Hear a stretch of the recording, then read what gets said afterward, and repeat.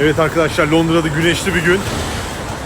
Sevdiceğimle beraber çılgın bir Londra gününde geziyoruz. Chinatown'dan çıktık. Çinli dolu. Önümüzde de bir Çinli hanımefendi var. Onunla sohbet edeceğim. Çince.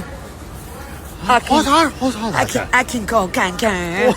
Çok kötü. En güzel Çinli olabilir kendisi. Baya Çin'in Çin. Çin'in neresi? Mirkazi. Mirkazili efendim. Çok kendisine teşekkür ediyoruz.